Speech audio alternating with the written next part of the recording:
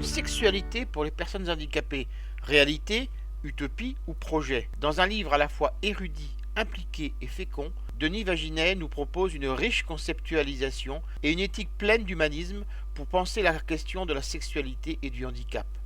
Longtemps destinée à rester un éternel enfant, la personne déficiente a toujours produit la crainte et le fantasme d'un déchaînement pulsionnel dès lors où on la laisserait vivre librement son affectivité. Depuis que les frontières s'estompent progressivement entre l'état de validité et celui de handicap, la déficience apparaît de plus en plus comme une singularité et non comme une anormalité. Dès lors, seule la volonté de protection de la vulnérabilité vient justifier le traitement à part de la sexualité pour cette population. Pour autant, cette légitime préoccupation ne doit pas donner prétexte à un abus de pouvoir des familles et des professionnels enfermant les personnes concernées dans un statut infra-humain. À l'image de cette IM-Pro interdisant aux jeunes le fréquentant de s'asseoir dans l'herbe. La raison ? Parce qu'après s'être assis, il pourrait s'allonger, puis se toucher et enfin avoir un rapport sexuel. Aucune étude n'a jamais démontré que la vie affective et sexuelle serait néfaste aux personnes fragilisées par un handicap.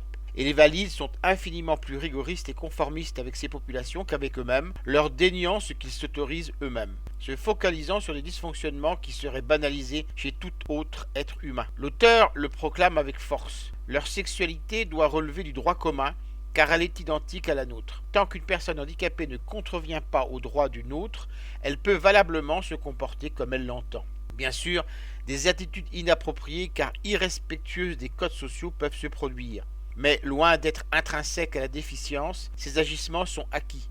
Ils sont le produit d'une éducation et d'un accompagnement incomplet, incohérent et inadapté. Ils peuvent tout à fait être régulés dès lors où ces publics sont préparés à la vie affective et sexuelle.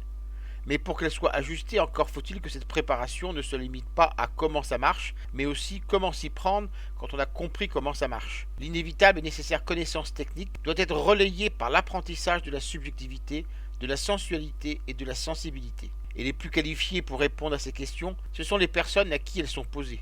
Denis Vaginet considère que les professionnels sont plus à même de le faire que les familles, et de décrire longuement des situations concrètes telles que l'érection au moment d'une toilette, l'accès à la pornographie, la déclaration d'amour faite à une salariée ou encore le désir d'enfant. Je rappelle le titre de l'ouvrage que je viens de vous présenter, Une sexualité pour les personnes handicapées, réalité, utopie ou projet.